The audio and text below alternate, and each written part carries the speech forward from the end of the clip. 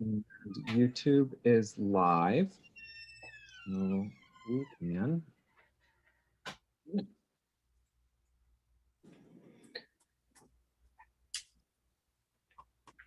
So we are live. Is that what I understand? Yes, we are. Fantastic. Well, thank you all so much for joining us on this Bartók journey. We are now in week 4 after a brief hiatus. We weren't on vacation though. Tesla Quartet's been busy. We've been getting back into live concerts. Very thankful for that. We have some more upcoming events. Friday at 1 p.m.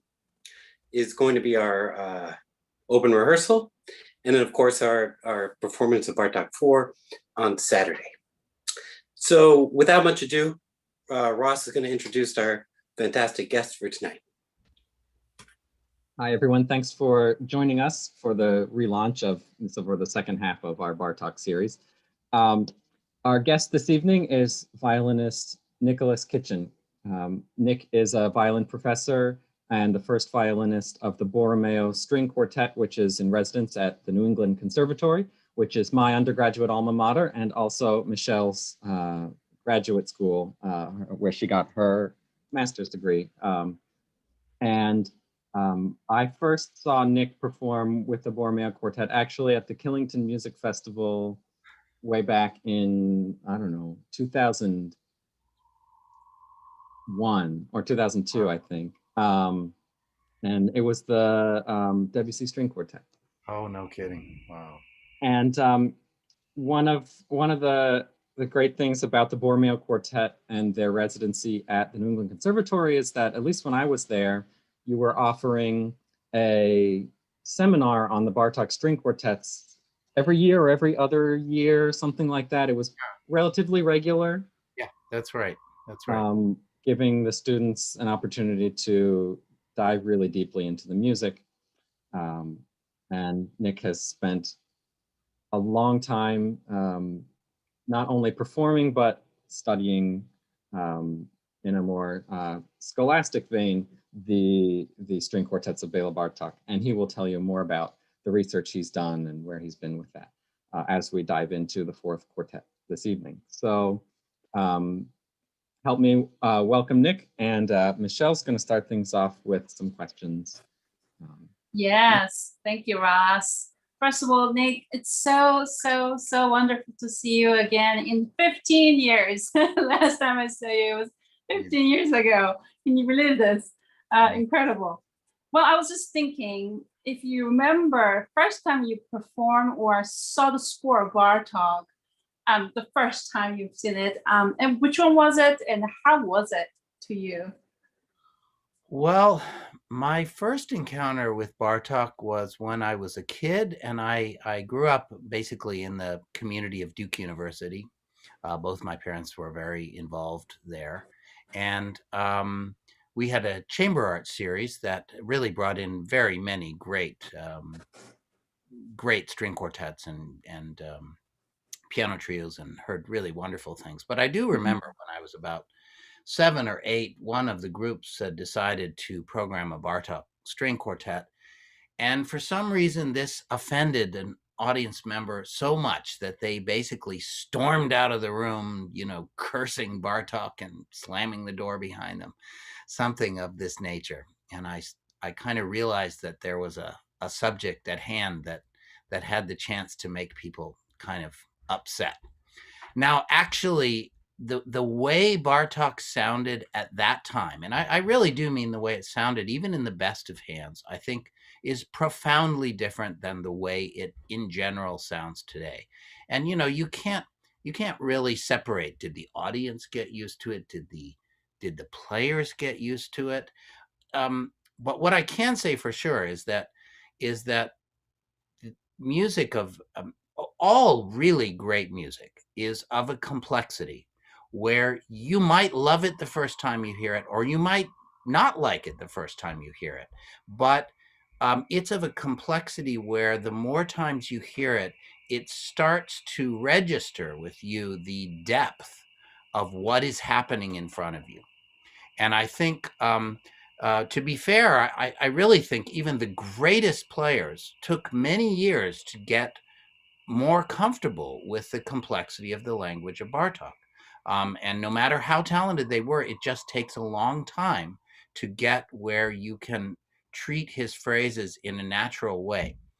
So I really do think probably those performances I heard back then were not as natural as performances that you're going to hear right now from the greatest groups, from beginning groups, whoever it might be, from students. We're coming from a very different vantage point. And then, it wasn't that long after that that I had the chance to play Bartók for the first time. Actually, the first Bartók piece I played, I was 14 years old. And a violinist, about 1 week before I went to the Yale and Norfolk School, which was a little exceptional to have a 14-year-old there, because most of the students were 23 and, in school. But I was there, and it was one of the most meaningful summers of my life.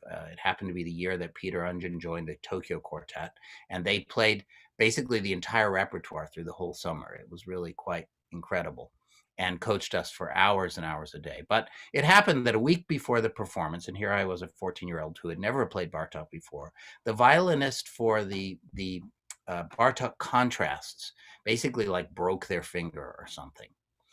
And they said, well, why don't we at that point, people called me Nicky. Why don't we ask Nicky? And they did, and kind of, I said yes, not having much idea what I was getting into. And I was totally blown away by the difficulty in front of me of playing the Bartók contrasts 1 week later. But I did. And in the process, I remember while we were working on that, one of the people I was playing with said, well, really these notes are just as delicate as the pitch relationships in Mozart. And I was like, well, I guess I better practice my intonation a little bit more. And I did. And I had a great experience, and I loved it, actually, though the next time I sort of came around to Bartók was when the start of the Borromeo Quartet had kind of gone into motion. And, just so you realize how things can take unexpected turns, the start of the Borromeo Quartet was really because Ruggero Alifranchini and I were studying with Szymon Goldberg at Curtis. And we were talking, about what summer program we might do and that kind of thing, and bringing up that discussion. And he turned to both of us, I think it was a class together, and he said, you don't have to do a summer program. You could just get together, decide a program of string quartets, and arrange a concert that you just practice for. And we thought, that's a good idea. And it turned out that Ruggero and his father was very involved in northern Italy as a music educator, and he arranged about 10 small concerts in the sort of mountain towns of northern Italy. And we got together and we played Mozart Dissonant Quartet and Bartók Fifth String Quartet and Schubert's Death and the Maiden. And that was our program that was scheduled to begin at 9 p.m. in each one of these concerts, and usually began close to 9:30. Now, remember that there's a gigantic dinner after the concert. By the way, nobody seemed to mind when it was all said and done. And that was the point at which we basically jumped with both feet into Bartók 5. And I think, I probably lost the soles of my feet in that process. It is really very difficult. And I do remember one time giving a performance of it, and a very knowledgeable musician. It went okay, but honestly, in the fugue, in the last movement, we really messed it up. We got lost, but everybody sort of doubled down and played with extra energy. And of course, this very knowledgeable musician said, oh, the last movement, that was really my favorite. And I don't think he was pulling my leg, actually. So I have to ask, why was it the fifth? Why did you decide to choose the fifth as your first Bartók quartet? Because I think, I've observed, and certainly gotten the chance to observe this at NEC, that with sincere interest comes somewhat stupid ambition. and you basically take on the hardest thing you can find as a beginning point. Yeah, Now that I was gonna say that's like quite a first quartet of Bartók to learn. yeah, and as I said, we did our best, and I'm sure some of it sounded okay. I don't really know. One of those concerts in Italy, actually, when we were playing the agitato in the third movement. I mean, this is terrible to recount, but a person, actually a distinguished doctor, but a person that suffered from epilepsy, that exact moment in the music caused him to have a epileptic reaction. And all of a sudden we heard this screaming and saw someone in a football helmet. And but it couldn't have been musically a more perfect moment. And by the way, that person's a distinguished doctor who deals with this disability, but he was very sensitive to exactly the content of the music. But it was a funny moment. So yes, that was where that journey began. And I think somewhere, well, there was a concert that we played in Oklahoma, and I think it must have been around 2000 and, I think it must have been about 2003, I think. And we decided at that point that we were going to play a concert of all 6 Bartók quartets. And that was sort of a crucial turning point. And, we've ended up, I can't really count the number of times that we've done concerts of all 6 Bartók quartets. And it's an incredible experience. I know you're doing them in a much more well-planned and reasonable pace. But I'm sure you will also do them maybe you already have done them in concerts of all 6. But it is an amazing experience because where they fit into music history, what they span in the course of the 6 pieces, and the way they unify so that you could not have a stronger sense of the person that was Bartók, but it would be impossible for you to pin one characteristic that could define those 6 pieces.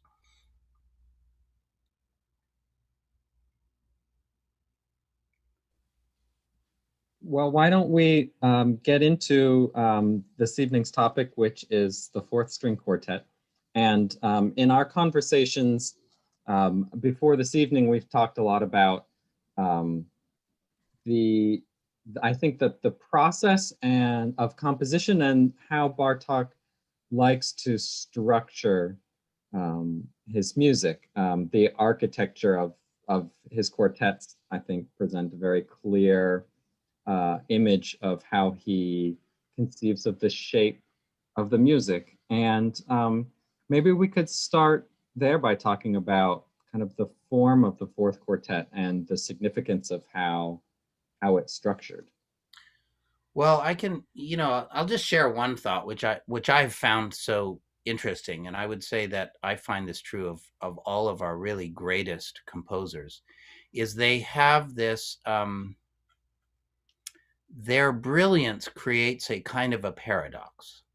So what I'm getting at is that it is fairly easy, and you will find people refer to the intricate mathematical working out of Bach's music and its contrapuntal. And of course, that's a very useful image, and it refers to something we perceive. But actually, my sense from the fugues of Bach is that it would be almost impossible for you to actually come up with rules that would show how the music moves through the actual music that it moves through. It's not hard to show that element A goes here and here and here and develops in this way. It's a good exercise, but to actually show how the piece progresses emotionally, which is what is so phenomenal, is that Bach does use every technique he has, which are more than we can count, but what he's putting them in the service of is an expression of something that is in his heart, with relation in the fugues, with relation to that fugue theme. In a sense, that fugue theme is causing this meditation on where that music can go and what it can mean. Well, with Bartók also, it's very easy and wonderful and totally true to look at many, many absolutely brilliant components that he has just organized in ways that, you know, they kind of blow our minds as to how much cleverness can go into the manipulation of that material. But what I find maybe even more important is that there is an overarching emotional power to what that piece can cause you to feel. And it's one of the reasons we keep being magnetized to a piece like the Fourth Quartet, because every time we hear it, we might hear something a little different. We have a little bit different experience. We perceive the brilliantness of it, but we also perceive that we've sort of only gotten halfway to really taking in what it's sort of saying. And I don't mean you can boil that down to words. It's something you really kind of feel. And I'll just share something that was a bit of a surprise to me, and maybe I can just share my screen with you for a moment.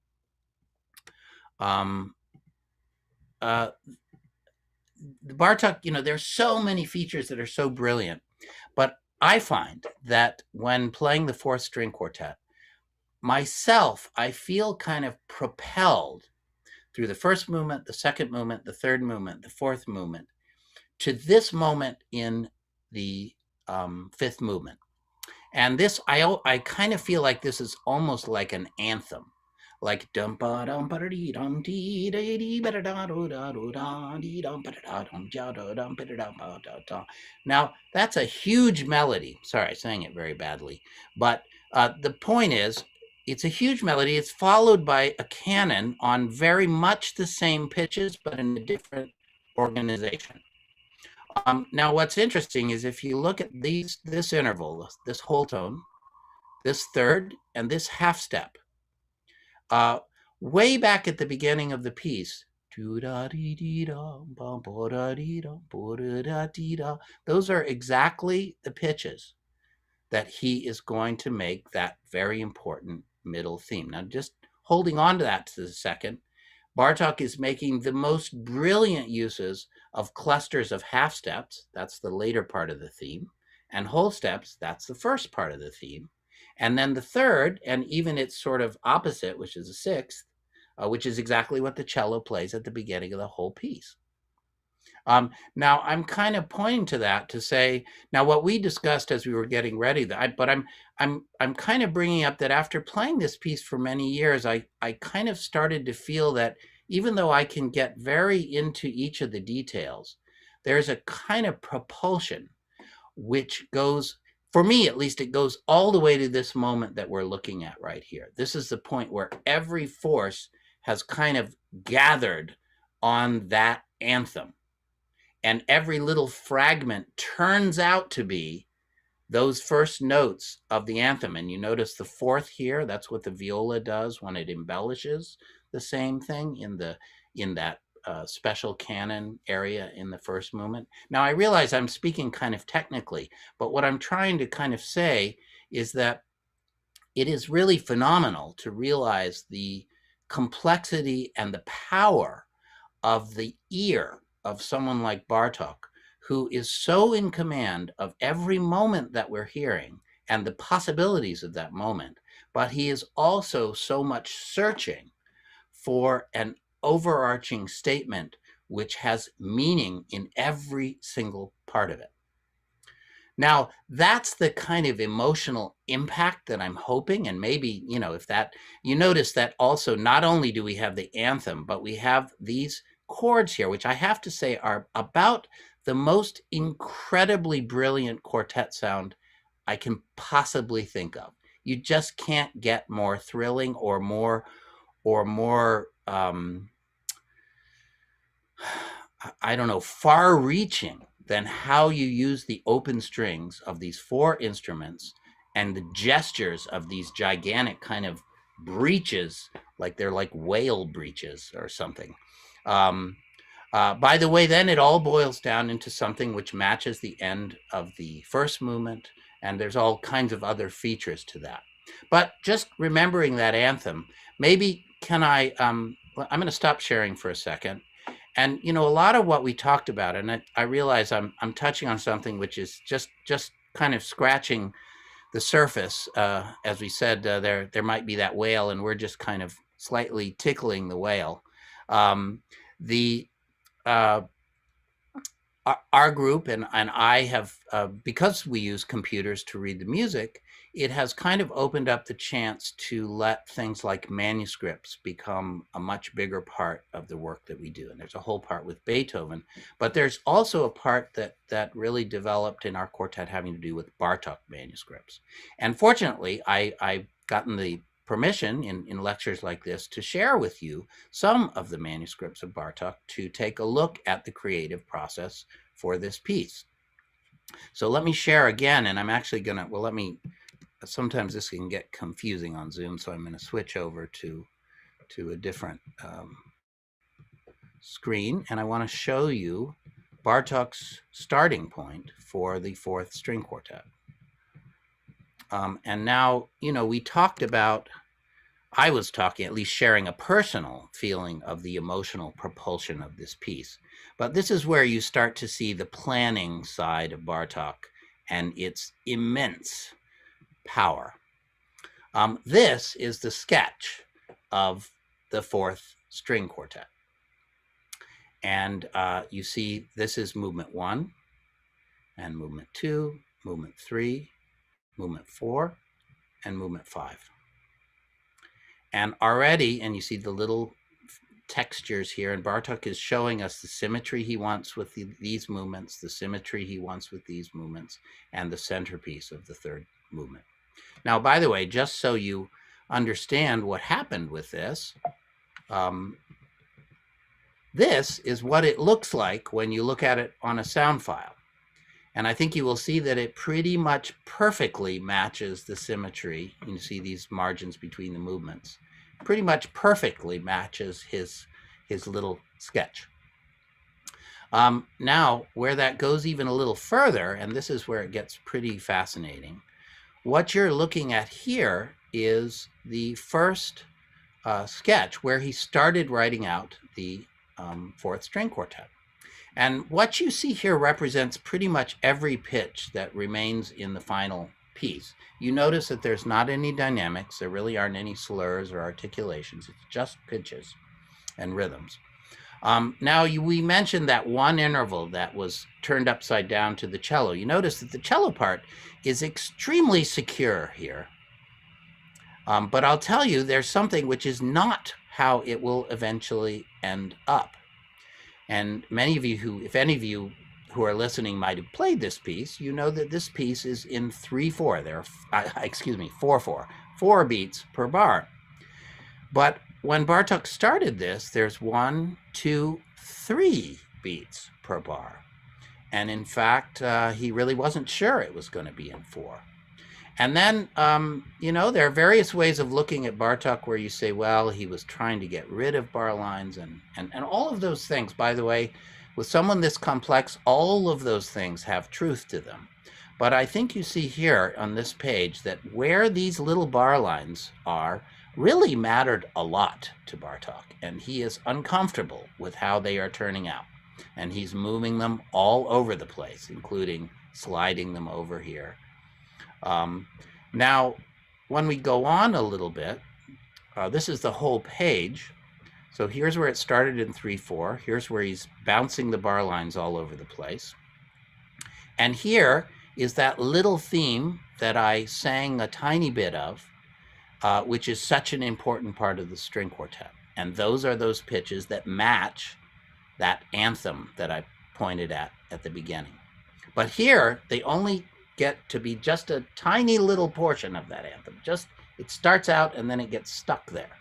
And then the viola takes it a little further and it reaches a little further. Now, apropos of his sketch, I won't take it apart, but at the bottom of the page here, you see that he's sketching the last movement at the same time he's writing the first movement. So in fact, he's doing them together. And now just to take you a little further into it, I'm sorry to be just referring to things that are a little bit too technical, but there's a fantastic motto, din din din da ba da, that holds together the fourth quartet. And it appears right away in the beginning of the piece, it appears in the cello part. And then once he's made a little bit more of a statement, it appears in all four parts in canon, and finally ends kind of in this statement of C, which is kind of a key of the piece, though in a slightly different way than we normally think of. If you look at this, that motto is not there. Not there at all. It doesn't happen in the cello. It doesn't happen for all four instruments. Not at all. And then you will see here, as he goes on writing, you'll see little variations, but actually you see that a lot of the stuff we know is there exactly as we know it. It's already formed. And then as the working goes on, we get to a rather ferocious sounding section where the three instruments, well, it's kind of more of the quartet, but anyway, they're making a lot of noise, going brr, brr, brr. And it's being answered by the violoncello, bum, bum, bum, ba-da-da. Now here it is, and that is that motto, but it's being sort of broken apart and turned every which way. And this is in a shorthand, so this represents actually many pitches and many instruments, but it's just shorthand with one note. And this is shorthand for two people playing together. So at this point, he's really just sketching and he's trying a bunch of different things. And all of a sudden, we have bum, bum, bum, ba-da-da, the motto, and it's the only dynamic that's been in any of this sketch. So I don't think it's too far-fetched to say the moment he wrote those pitches in that way, it was kind of like that eureka moment where he said, that is going to be the glue that holds the whole thing together. And at this point, the sketching stops. And the next thing he writes is he starts the movement again, and now it is in 4/4, and it really is the form that we are familiar. And now that motto is in the cello, and now the motto is in its canonic form, meaning all the instruments are imitating each other with that motto. And finally, again, coming to that closing chord before we go on to the ghost of the anthem that we're going to arrive at the end of the piece. Nick, would you like me to play a couple of these examples, the audio, so that the people watching can hear it? Sure, that'd be wonderful. I think I'd be able to. I mean, certainly listening to the opening, and I'll back this up so you can see the sketch, and you'll see. I know some of you may not read music, but I think you can kind of follow the cello, the viola, second and first, and you can kind of see the pitches and hopefully see the things that aren't there. So here is, let's see, I will find, this is the opening that you've just been talking about. Sound up.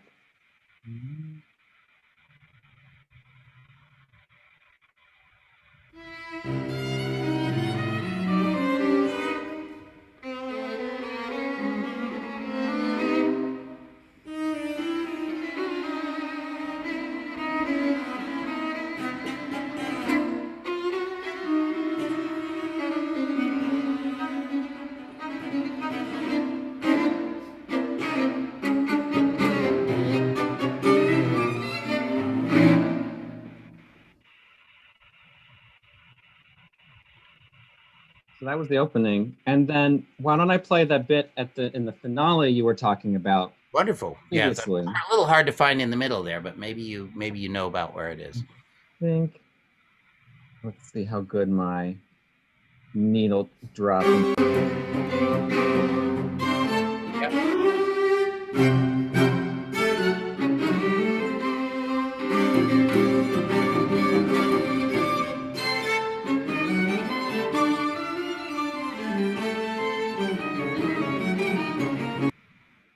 That's it. And then immediately after that, the whale breaches.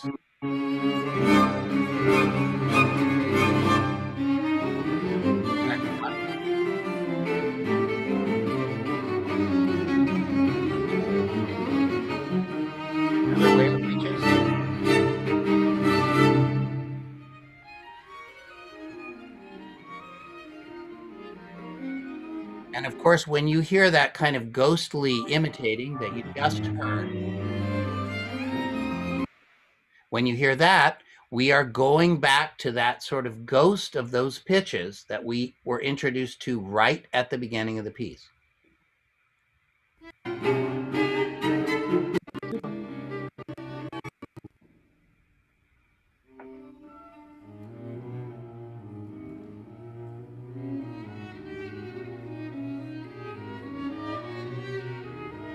One is those first 4 pitches.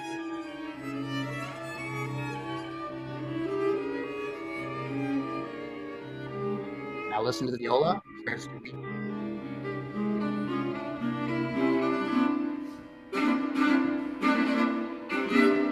Great.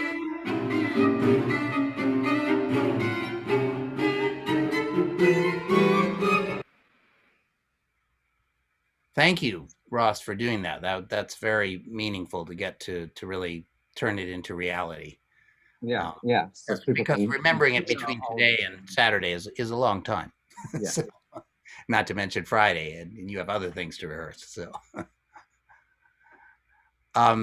now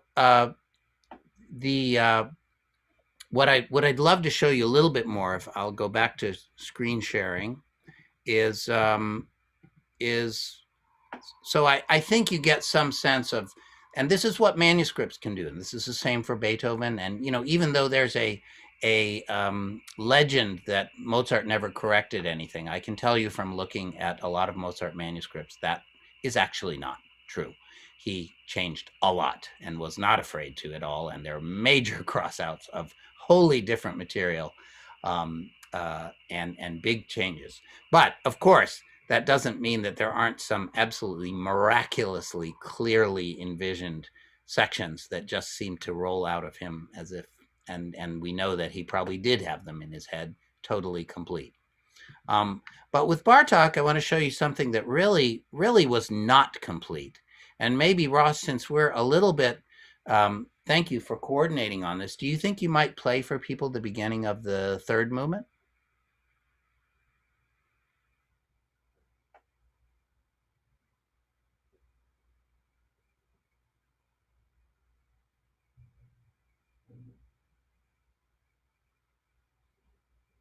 And while we're getting ready, I want you to see, you're going to hear these very beautifully soft and static chords that build up.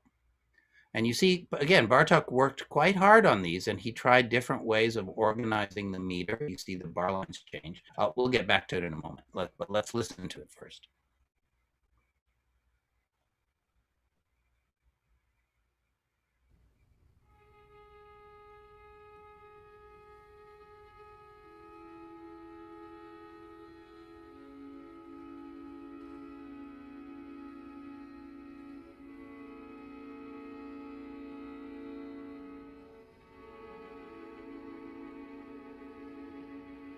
You hear that vibrato that just appeared.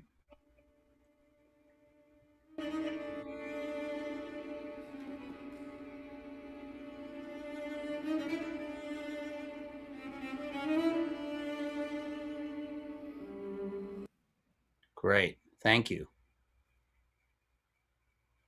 And I think, hold that in your memory for just a little bit.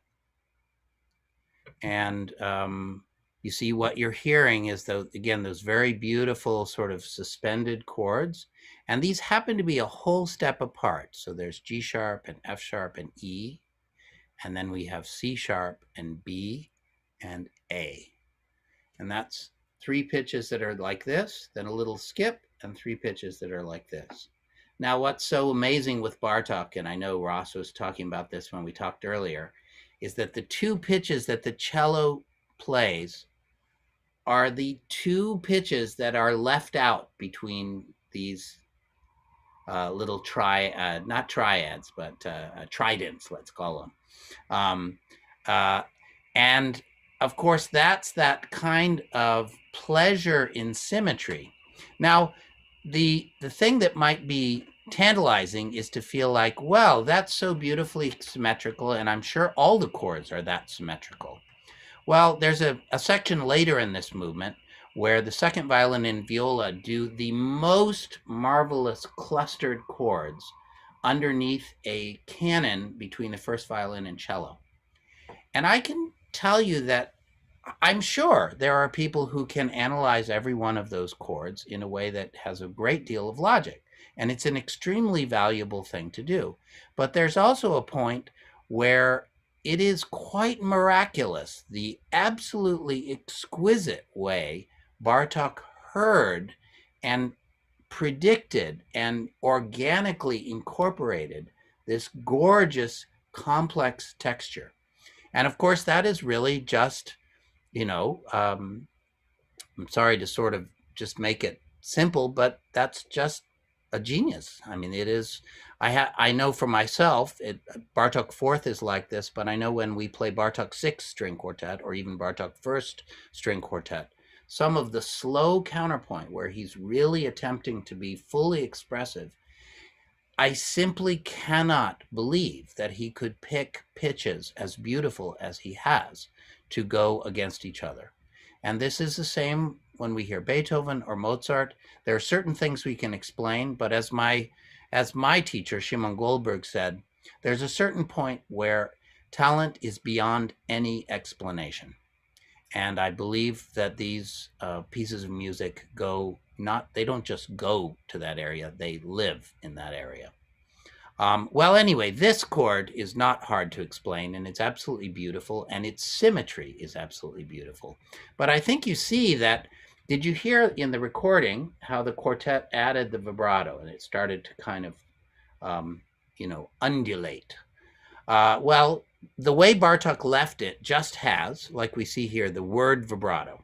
And so quartets can make various choices. They could use a slower vibrato, a faster vibrato. They could use both. That's something our quartet has explored, and it sounds like your quartet has as well. But he doesn't really specify very much. But you're looking at his original sketch, and do you see that he took these long notes, he broke them up into exact rhythm, and he made this mark, and he made it everywhere here, and it matches perfectly the rhythm.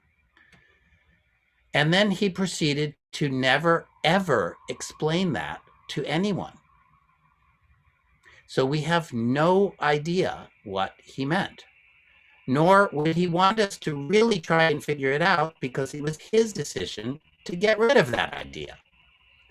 Nonetheless, it is fascinating. And I'll tell you, my own reaction to it instinctively is that this is a sort of prediction of what happens in the fifth string quartet, where you have an open string and a fingered note, and you alternate between them in an even rhythm. So you hear the same pitch, but it kind of goes wow, wow, wow, and it's a very spooky effect.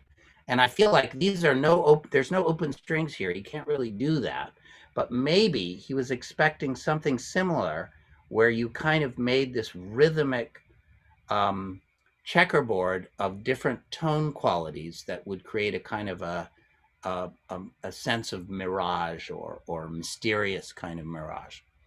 The point is, we mustn't do it this way, because he obviously decided he doesn't want it to be that way.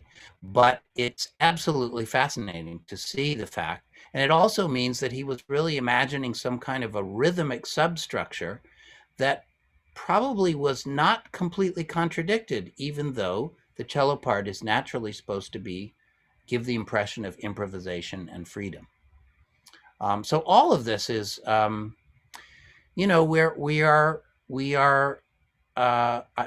feel like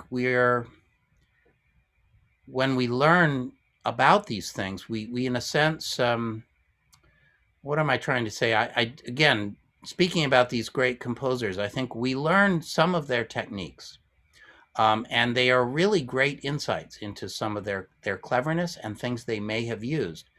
But I also think it's amazing to realize that we might be looking at one tool, but they had a whole workshop of thousands of tools. And for whatever it's worth, that amalgamation, they managed to focus into something that ends up being a truly meaningful personal statement in music from them. And I think that's why, getting back to the opening when we talked about people stomping out of the hall, that we may have been privileged to be part of this evolution where we are getting more and more comfortable being really genuinely in all of the complexity of what Bartók left behind.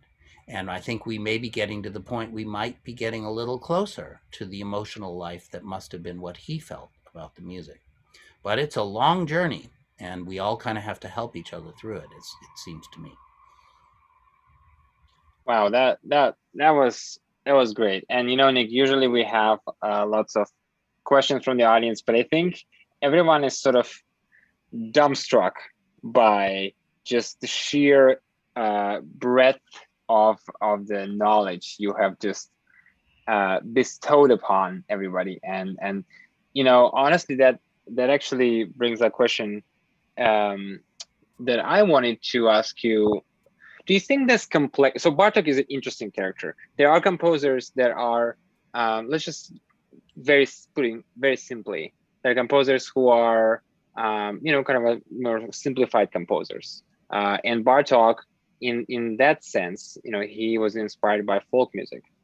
And then there are composers who are incredibly complex, who devise this master algorithm, almost algorithmic ways of musical construction that you just sort of, you really have to dig in that deep to discover this brilliance. So in a way, Bartók merges these two, and in a way, he sort of ticks all the boxes, sort of say. So why do you think people still are a little bit uneasy about Bartók? You know, people, I would say on a whole, still, you know, sometimes you talk with somebody and like, oh, you know, Bartók is not really my cup of tea. And even though you think that they have both, it has both folk element, you can basically dance to it, and yet, or it has this incredible academic complexity. So why do you think Bartók is really hasn't quite reached to the audience even today? Well, I mean, you know, I definitely have had sincere conversations where people are not so crazy about Bach. And I've had sincere conversations where people are not so crazy about Brahms. And even sincere, though these are more rare, conversations where people are not so crazy about Beethoven. And definitely conversations where they're not so crazy about Shostakovich. And it's funny for me because in every one of those cases, I feel like we're kind of dealing with someone who is, I mean, I have no idea what a prophet must have felt like, but I feel like these people, they have taught themselves, and they have a set of sensitivities that does seem to be part of the way they're built, that is just allowing them to see how notes can come together in a way that just really nobody else can. They might, you know, if we compared the genius of Mozart or, you know, whichever one of these people, they might have one slight strength or weakness compared to one or the other, but it doesn't really. And as I was saying, I think we have to realize that they have that talent. It's just the way they are. It's brought into their life whether they asked for it or not. But then the moment they've realized that, all the ones that we're talking about have worked so unbelievably hard to develop it with every single tool they can possibly put their hands on. And you know, there's a funny thing where Beethoven writes a letter to a young girl who's learning to play piano, and he says, you know, music is something which deserves our hardest work. And I think there's a way they understood that they are able to see things that other people can't see. They're able to conceive of things, and their kind of integrity. And I can't imagine how frustrating it was for Bartók, because, you know, you hear him play the Scarlatti Sonata or something, and it's just such unbelievably gorgeous music making. And by the way, it's so gentle and delicate and fleeting. And, you know, one important thing that I've described, I'm sorry, this is a little bit pulling off. But, there's a mark that's used thousands of times in Bartók, which is this mark. It's some people call it a hat or a hatchet. And many, sincere interpreters of that mark say, oh yes, that's a heavy accent. You need to hit that note really, really hard. Well, if you read what Zoltan Zekai, I'm sorry, I always say his name a little bit wrong, but the person who premiered the second violin concerto was such a close friend of Bartók. In his book, he spends a lot of time talking about this mark. And he says, no, actually this for Bartók was a mark that was an agogic accent. It was pulling on that note, and it was giving that note time to speak out. And Schoenberg defines this mark as a note that you don't let go of. Now, all of those things are pointing to a very expressive and linear, powerful marking. And by the way, Zekai also said Bartók had a hard time explaining this. And you hear him play, and yes, he accents those notes also, but he also dwells on them and makes them sing out. And you will find, once you see that sometimes he uses this in very singing settings. And now, considering that there are thousands of those, if you start out with the 6 string quartets and you say, no, those are notes that you hit as hard as you can, then between that 3 hours of music, you're going to have a whole lot of hits that may be exactly what he didn't want. Now, if you sort of think about that, then maybe what he did want is something that's much more linear and much more resembling that way he plays Scarlatti. And viewed in that way, you can easily see someone who's been traumatized by thousands of hits of Bartók who's really not so crazy about it. Now, is that all it could be? Maybe not. There are definitely people that, as I said, I know people that really are just not enjoying sitting down to listen to Brahms. And I don't understand that. But I have heard performances that I enjoyed a little less of Brahms than other ones. And if I had only those, then maybe I wouldn't like it quite so much. Well, we hope that we're gonna be able to hit hard and yet not too hard, so people throw their laptops across the room while listening to the concert. But I think this is going to be a great moment just to thank Nick for spending his incredibly valuable time with us, and we encourage everybody to drop everything they're doing and go on Spotify or any other, iTunes, or pull up the dusty CD from the shelf of the Borromeo Quartet, because they're just a wonderful group and very, very inspiring. And we hope that everyone who is here joins us on Friday at 1 o'clock for the open rehearsal, as well as on Saturday at 7:30 for the live stream of our performance of the 4th string quartet that Nick so graciously basically dissected for us. So thank you so much, Nick, and thank you for everyone who joined us today. Oh, my pleasure. I look forward to hearing Saturday. I know it's going to be beautiful. So thank you. And we did actually get one question from the audience. I think we should have a chance to answer just now before we cut it off. So Oren asks, do you see any distinct stylistic periods in Bartók, or maybe to be more nuanced about it, are there certain aesthetic aims that are more clear in the earliest works than what come later, and vice versa? Sure. I mean, there's definitely, there's a palpable difference between Quartet number 1 and Quartet number 4. I'm just picking those because they feel a little bit like extremes on the spectrum. Now, that said, a lot of that lyricism that you hear in number 1 is really, really exploited to just the same level and really in much the same way in number 6, especially in the Mesto writing. Now, you know, it's very easy and basically accurate to talk about early Beethoven and middle Beethoven and late Beethoven. But if you get really at the cusps of those periods, it's not really so clear anymore to be saying that there was a certain turning point. And in fact, you see things that reach very far back in time that are building what becomes the late music, and things that were very early that really remain part of the music in profound ways. But still, the categories pretty much hold.